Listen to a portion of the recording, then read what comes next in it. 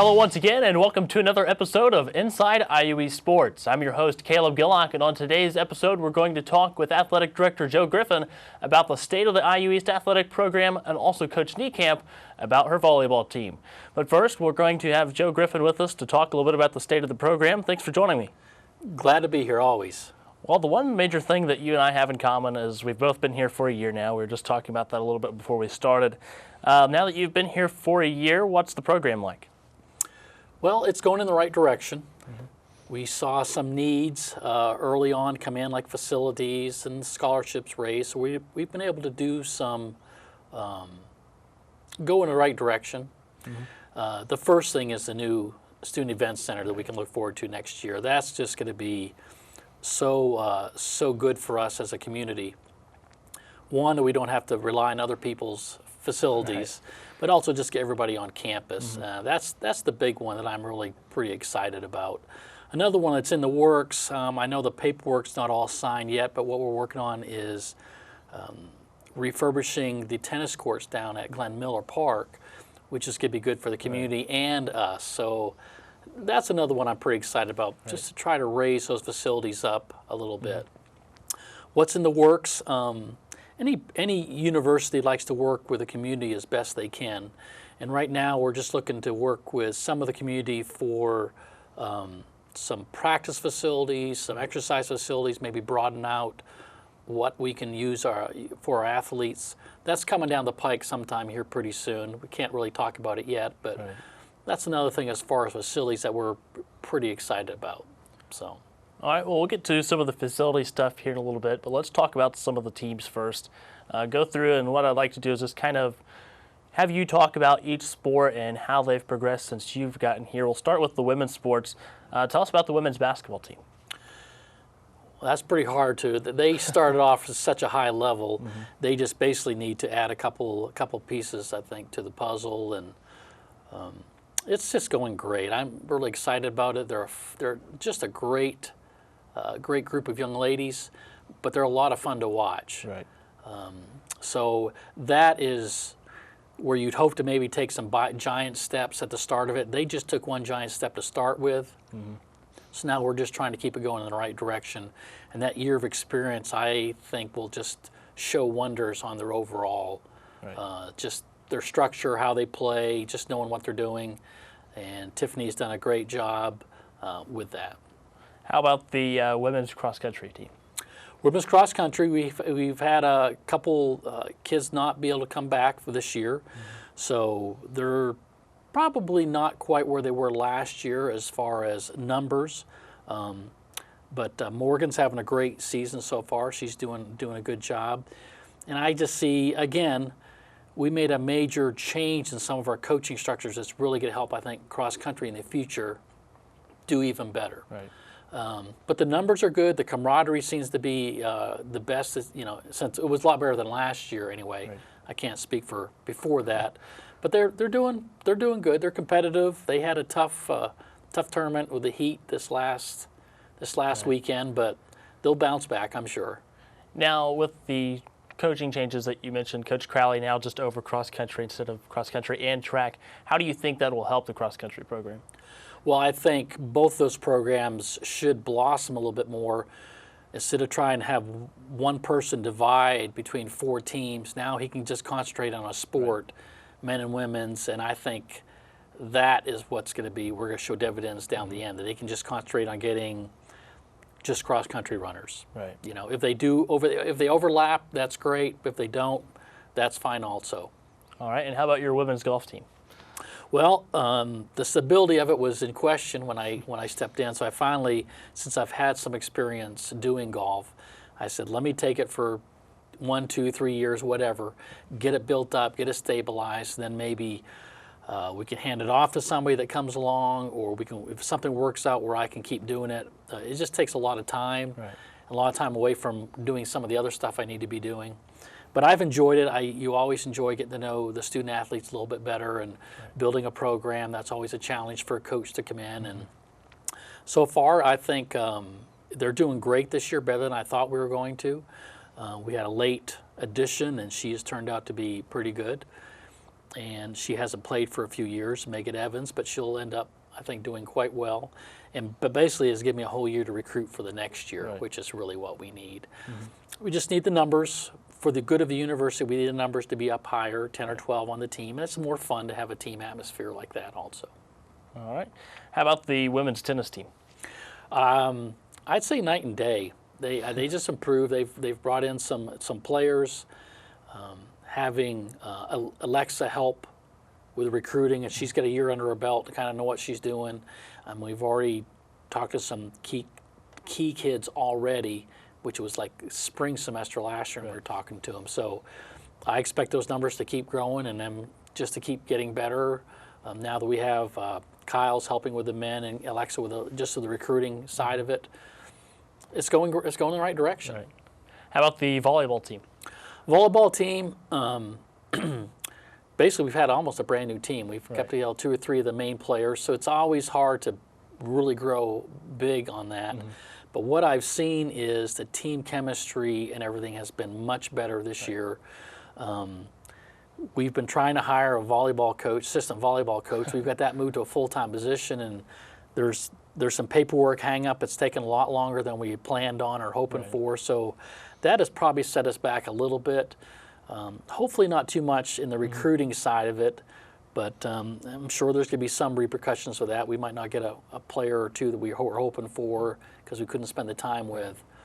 But they're solid. I'm assuming a 20 win season again, and it always takes time to build a team when you have so many new pieces come involved.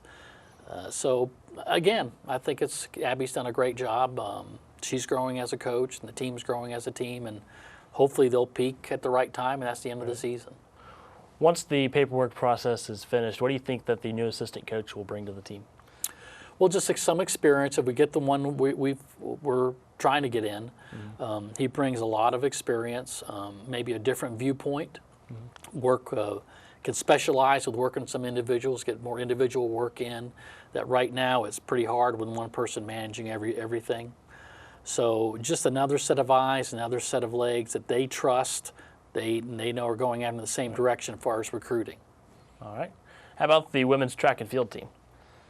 Well, the numbers are up. I mean, we'll see, but it sounds like for making the change so late, we had a pretty good result, I think. And again, we'll see the next year when you have a whole year to recruit and the name gets out there. And again, we have David to kind of take over that, and now he can concentrate basically on 2 teams. And he's going at it pretty hard. So I expect that to keep growing. I mean, I'd like to have basically 30 or 40 non-cross-country runners on that besides the cross-country runners, get that up to 50, 60, 70 athletes involved in those 2 programs. All right, moving on to the men's sport, a great season for them last year. Tell us about the men's basketball team.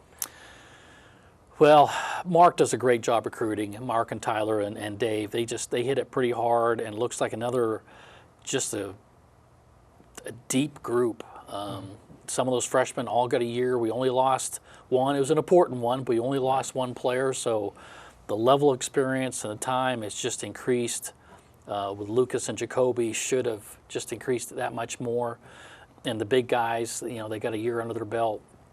So now you're bringing a whole other level of depth, and that's always been our strong point that I can see when we play some of these other teams is we're just a lot deeper than they are. Everybody has a pretty good 5 or 6, but it seems like we have a pretty good 8, 9, 10, 11, and sometimes 12 and 13. It all depends on the scenario.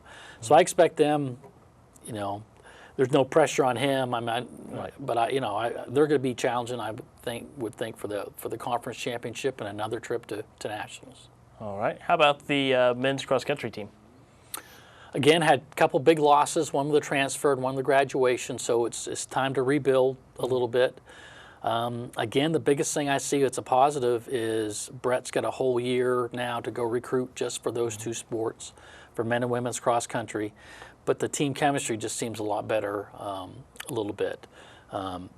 I talk with all my coaches where I think maybe we need some additions, subtractions, or do something different, or is this working? And mostly ask a lot of questions, let them come up with their own answers. But I think Brett's in the right direction to maybe he can get his time down to 2 teams and just direct them, and I think it's going to be pretty good. I think the future is bright. How about the men's golf team? Men's golf team, again, we have 1 returner, a lot of new faces coming back, so let's get them, some of them getting involved in collegiate golf for the first time, and the level of play that's needed.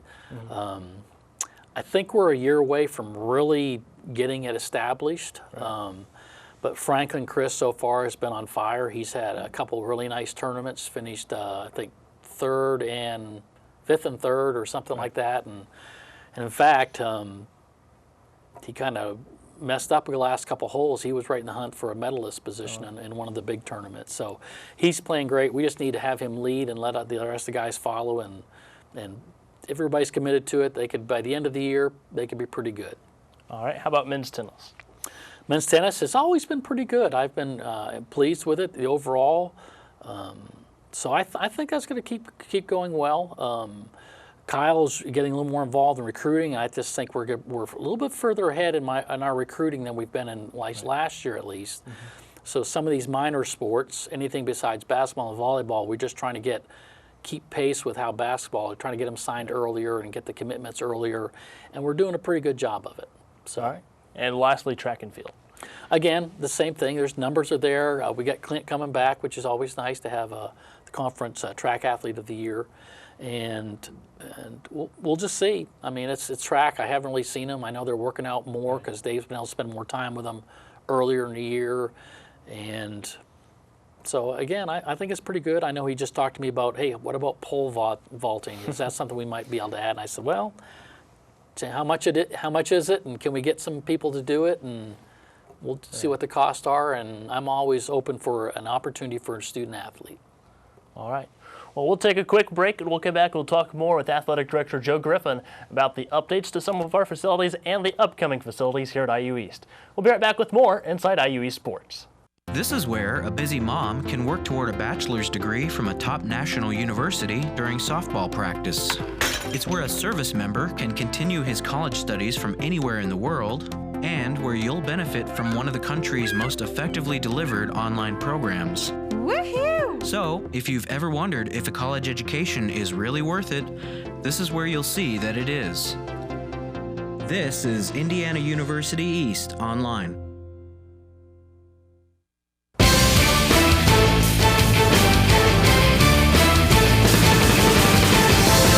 And welcome back to Inside IU East Sports. I've been talking with IU East Athletic Director Joe Griffin about the state of the program and how all of our teams are doing here at IU East. But there are also some updates to some of our facilities and upcoming new facilities here at IU East, and now I'd like to talk to him about that.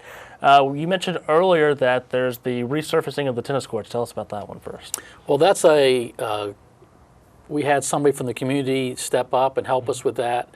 Just something, when you want to build up a quality program, they have to play in a quality facility, and that's been so big around Richmond all these years. I was just glad that we could partner with somebody to help the city out, and just to bring in it, to get quality athletes, they want to play in a quality facility, and I think that's one step we need to take to help that program. So whenever everything is agreed upon and all the papers are signed, I think that's sometime, hopefully this fall. It might be later in the fall, but we can get that done and be all set to go in the spring.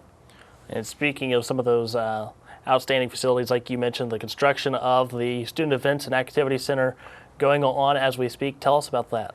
Well, it's pretty exciting just to look out there and kind of see the growth. And, it's not a huge building, but sometimes you look at it because it's just sitting there and you kind of go, is that really big enough? It is, and it is. This could be nice. So we're going to try to make a nice quality facility there that the kids are going to love it. I think it's going to be a great atmosphere to play in. The crowd's going to be pretty loud, I'm hoping, and it's just going to be a nice facility. And it's just nice to have something on campus for us. Now, what all can you tell us about that facility when it's complete? Well, there'll be locker rooms, seating for 750, 800, somewhere in there, and there's a nice exercise room or an extra room there. We'll have one of the rooms we'll use, I'm sure, as an athletic training facility for that area. But it's just going to be basically, it's going to be for events. I mean, I think it's going to be pretty good there, pretty good for events.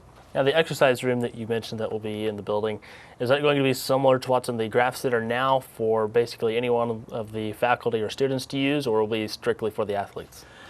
Well, nothing is really strictly for the athletes at this point. We want all the community to use it. I do not think it's going to be set up like that. I think we have the Graph Center that will stay there. This might be more for, I think, classes, more of a classroom situation as opposed to just a workout facility. Right. Anything else you'd like to add about the building?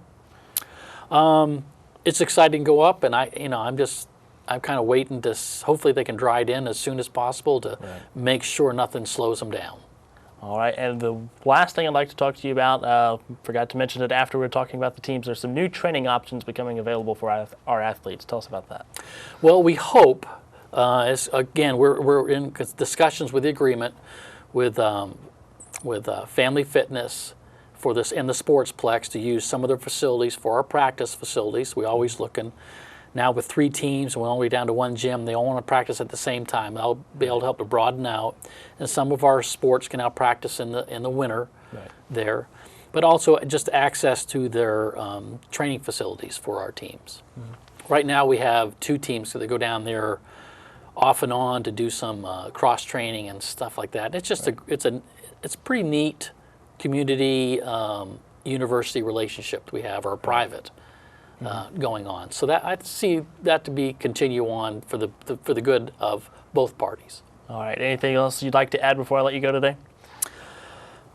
Just we always try to do things better, so we're always looking to improve, get more student athletes, better student athletes, smarter student athletes, better to do things. So it takes little steps sometimes and a lot of times, but we're going in the right direction, and the university is very supportive of that, and that's good to see. All right. Well, thank you, Joe, for joining me today. All right. We'll be back with more Inside IUE Sports. I am your physician. I am your caregiver. I'm your spiritual support. I'm here to help you be independent and achieve your optimal health. But I am also a cancer survivor. I am living with diabetes. I am a chef. And an artist.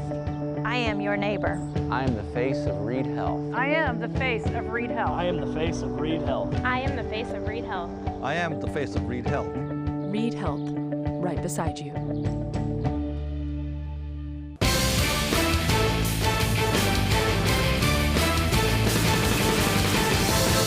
And welcome back to Inside IUE Sports. It's time for an update on the volleyball team, and this time instead of from Coach Niekamp, it's going to be from one of our players, and that's Mallory Livingston. Mallory, thanks for joining me. No problem. Well, we've been able to talk to Coach Niekamp about it a couple times this year. Obviously, it's such a young team, a lot of new players to the college level. What's that like for you as the senior to try to get the team to bond and work well together? Well, we bond really well on and off the court, actually. It's just getting that, meshing playing-wise. Like personality-wise, we all get along really well. I think everybody really enjoys everybody on the team this year, and it's just kind of getting to that next level with like all the young people and stuff. So it's pretty interesting. I like being that role model for the younger girls. Now, what do you think that as a team you need to be able to do to get to that point to where everybody communicates well on the court, just to work well together out on the floor? When it comes to that, just practice make perfect. I think something's just got to click at one point. We've had a couple 5-set games this year, and we've struggled in that 5th set. And so I think once we get past that point where we know we can push past and we can beat these higher level teams, then something will click. And I think it'll all come together. All right, well, let's talk about this past weekend. Home try match, finally great to be back at home. Yeah. First one was a sweep against Alice Lloyd. Tell us about that 3-0 win. That was a good win for us. We just switched our offense to a 5-1. We were running a 6-2, so it was kind of nice to get things running and try to get used to having Abby, because I usually have Bella with my setter as a setter. So it was kind of nice to have that win under our belt, running our new system, and we've really been focusing on our defense. We kind of mixed that up too. So it was a good win to work on some new stuff that we've been practicing. So what was it like to have that confidence boost going into the IU South Bend game? It was good. We felt like we were flowing our offense, especially we could tell with our hitting warm-up. I just thought that we had overall a really good hitting warm-up, and usually that leads to a good game. And we did have a good game. It was a tough match against them. Unfortunately, those last 2 points in the fifth set fell the wrong way, but I think we learned a lot. Now, obviously, as you mentioned, it was a tough loss against IU South Bend. Close match all throughout, even throughout the first set. Yeah. Tell us what it was like out on the floor. It was just a lot of high energy. They had a lot of girls on their team, and they were really loud. So our bench is not as big. We don't have as many girls. So we were really competing, trying to keep that energy up and be loud. And, of course, the home crowd always helps keep our side as energized as possible. So it was a good mental match. With it being such an even matchup, how does that help prepare the team for the rest of the season? I think it prepares us well. We're going to go into some more conference matches coming up, and we can learn a lot from this match and hopefully come out on top these next couple matches in conference. Now, after the past 3 matches, of course, Alice Lloyd, the IU South Bend game, and Anderson, what do you think that the team needs to work on before going up to Hammond at Purdue-Calumet this weekend? A lot that we've been working on is defense. We have, like I said earlier, moved our defense around a little bit, so that's what our focus has been at practice, and also just seeing the block. We get blocked a little bit too much, I think, and the other team gets a lot of good touches on our block, so we're really trying to focus on seeing the block and hitting some good shots from the front row. Now, you keep mentioning that you're working on defense. What are the defensive changes that you guys are working on now? Well, now our outsides, me and Bailey, are moving in to cover all the tips from the outside, which is moving our setters, or the right sides, back down the line, and they're taking all the line shots. And we used to have the setters take tips, and then we stayed back for a cut shot. So we're making that adjustment, and so our left back and middle back can stay deep and get back to their spots. All right, well, as I mentioned a few minutes ago, Governor State and Purdue-Calumet this weekend, what do you expect them to be like? I expect them to be good competition, and I really think we're just going to focus on our side, because when we're on, I feel like we can play any team. We can compete with any team no matter what the caliber is. So we're really just going to focus on us, and hopefully it's some good competition. All right, one last question for you. It's your senior year. Do you think that your team's capable of another 20-win season? Definitely. I think we are also very capable of coming out on top of conference this year still. I know we had 1 loss, but they've actually lost someone else in conference. I can't remember who, and we've still got a lot of conference left, so I think we can come out on top this year for sure. All right, thanks for joining me, Mallory. Thank you. We'll be right back with more Inside IUE Sports.